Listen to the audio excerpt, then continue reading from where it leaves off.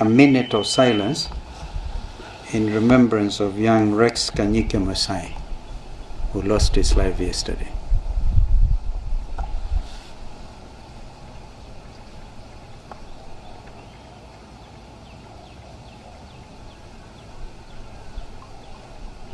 Thank you. Our statement today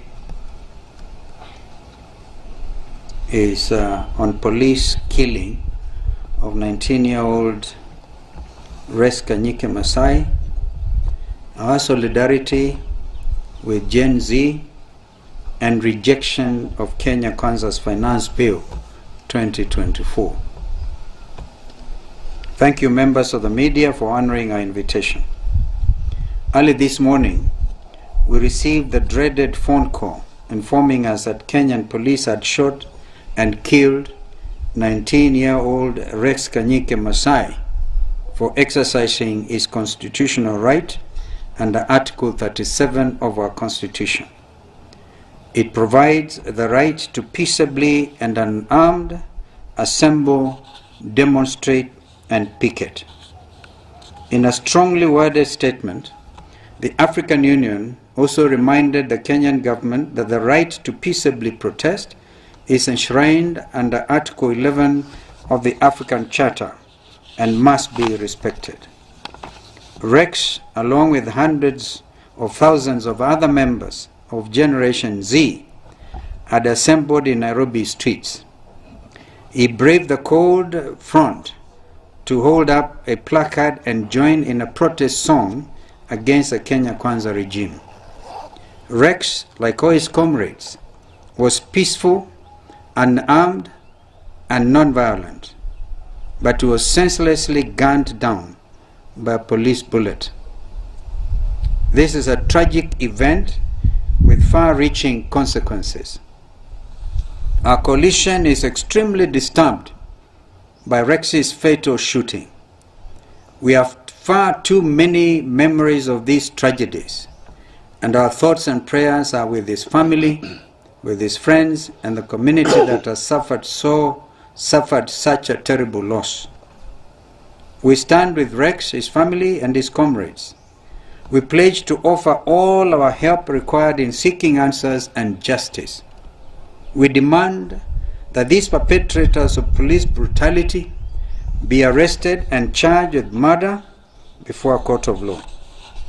Fellow Kenyans, it is evident that there is a big problem with our security officers, as these tragic shootings are not isolated events. Not long ago, when Kenyans marched for Maandamano, 75 people were killed because certain police officers opted to fire live bullets into peaceful crowds. This is a return of a police force instead of a police service, contrary to our Constitution. Despite the publicly recorded crimes, the murders of the 75 victims are yet to be investigated and the perpetrators brought to justice.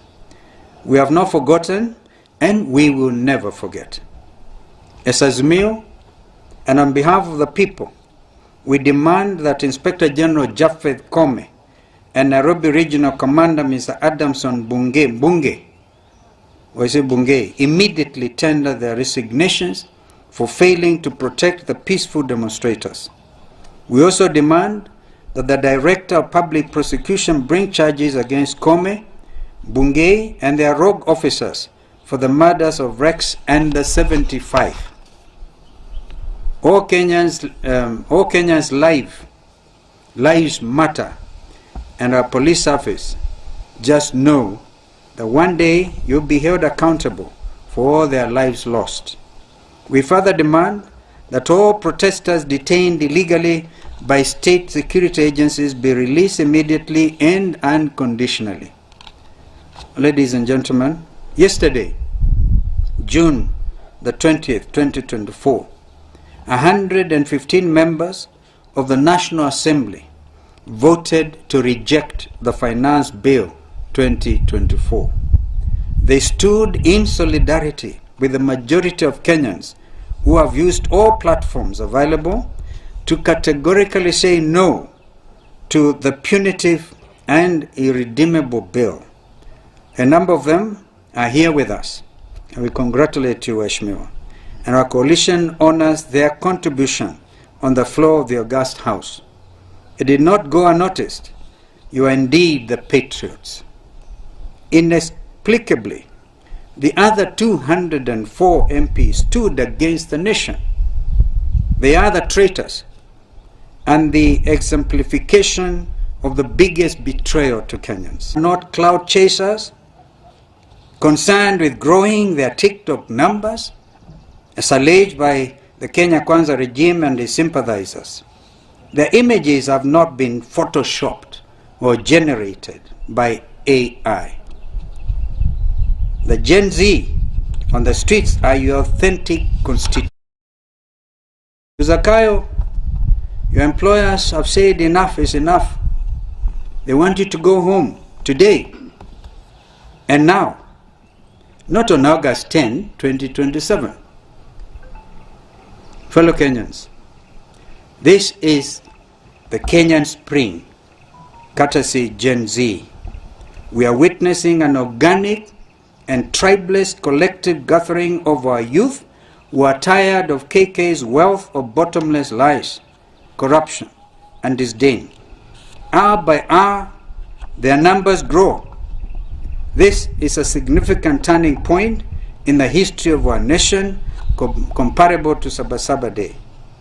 We note the Kenya Gen Zs are issue-driven and non-violent. They demand transparency from authorities and institutions. Despite their young age, they are politically engaged and eager to participate in civic activities. We say, quote unquote, musilale bado mapambano. Ladies and gentlemen, the grounds for the recall of the 2004 and the impeachment of Zakayo have never been clearer and more pressing. As Azimio, we have started the process. Let us do it for Rex and the fallen 75, and all those Kenyans suffering because of this betrayal of public trust. Azimio stands in solidarity with Gen Z and all aggrieved Kenyans in pursuit of social and economic justice. We will continue agitating for these changes through Parliament, courts, and on the streets until Zakayo comes down. Gen Z is watching. Kenya is watching, and so is the world. God bless Kenya. The President and the over 200 members of Parliament has all been clear and also said that as Azimio, you have started the process. Will you kindly be clear on it? Is it to mean that you would start, or you have started, an impeachment process against President William Ruto? By the way, some of our colleagues would have been here, like Mheshimiwa Jeremiah Kioni, Jubilee Secretary General, our sister Martha Karua, already in Nakuru, with the Limuru 3 deliberations. So they will be saying similar stuff. Edwin Sifuna, Mheshimiwa Sifuna was here before, and he has had to rush to the city mortuary to confirm this news about Rex.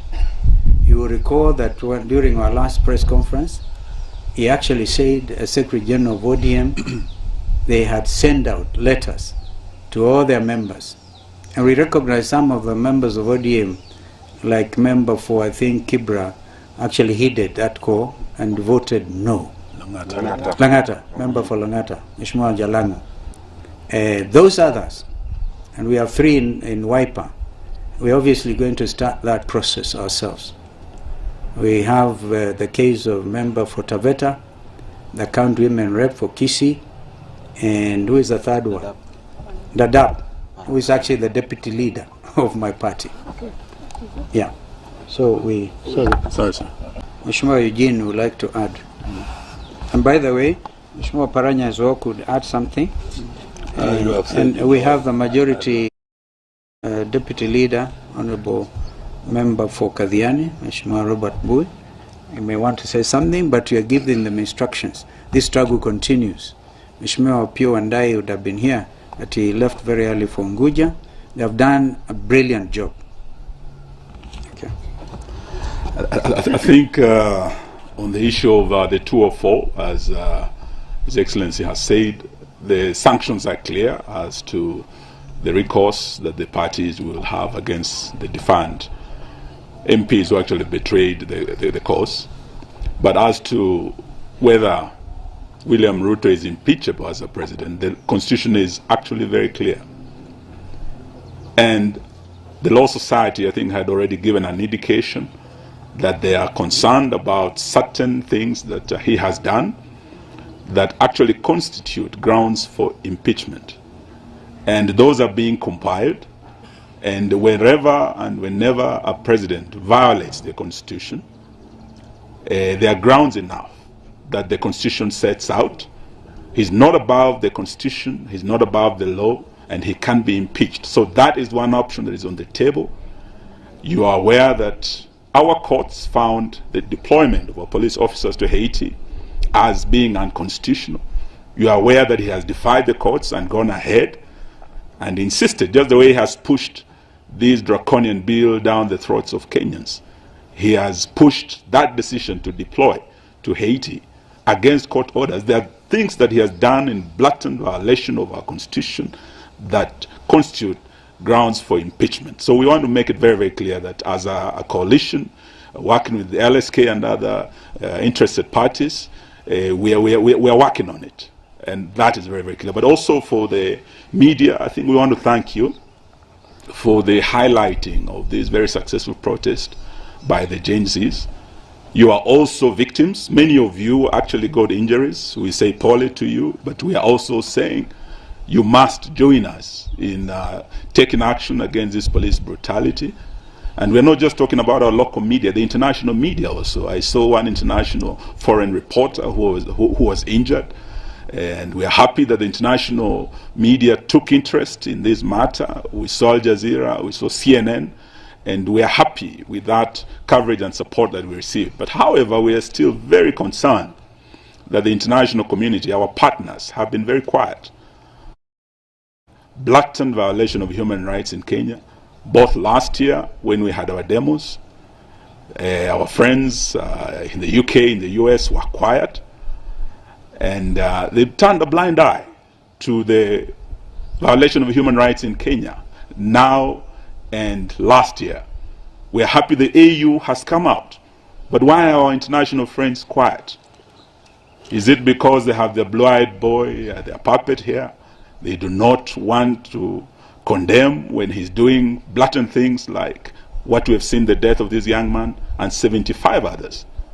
When there is corruption, other nations have been sanctioned. We saw the Speaker of the Ugandan Assembly being sanctioned by one of the countries. But when we have corruption in Kenya, a blind eye has been turned to William Ruto and the endemic corruption in the Kenya Kwanza government, including the fertilizer scandal we saw recently. The minister is still serving. Why are there double standards, we dare ask? Thank you. Thank you. Wycliffe. Thank you very much. First of all, I want to bring the apologies of a cold. I want to bring the apologies of my party leader, Raila Amolo Odinga. He has just from South Africa and is trying to rest, so he could not make it here. But he's with us. And I want also to take this opportunity to thank the 115 members of parliament, mainly from our coalition, who stood with the Kenyans to reject the finance bill 2024. I'm also saddened that some of our members decided to vote yes against their people's wishes. And as a coalition or as a party, we will take disciplinary measures against those particular members because, as you have been informed, our own Secretary General communicated with them what they were supposed to do, and unfortunately, they never did that. Some of them are using local politics about the finance bill. Finance bill affects all Kenyans, does not affect a particular local community.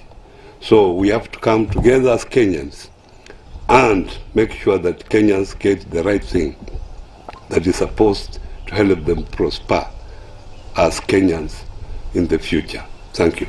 Thank you. Babu, 1 minute. Robert Boy, you have anything? Today we are here and we are mourning the death of our hero, a young man called Rex, who was shot yesterday by a police officer. And I went earlier on to the city mortuary and I can confirm that Rex is no more. And I want to say that Rex's only crime was to fight for the rights of Kenyans.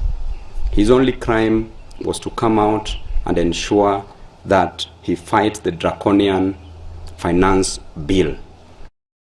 The crime of only ensuring that the price of unga is not increased, the price of other goods, food stuff are not increased. And therefore may Rex's soul rest in peace. To the Inspector General of Police, we demand that you resign.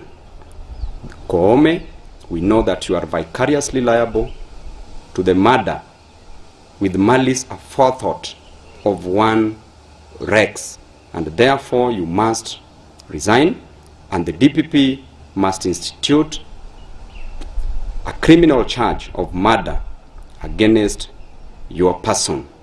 To the police officer who murdered Rex, you must surrender yourself before Kenyans catch up with you, because if they get you on the streets, it will be something different. I want to state clearly to the police officers, your work is to keep law and order. Your work is not to kill Kenyans. We are many than you.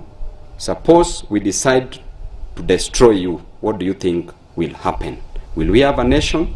And lastly, to the 115 members of parliament who voted, congratulations for standing with Kenyans. You voted with Kenyans.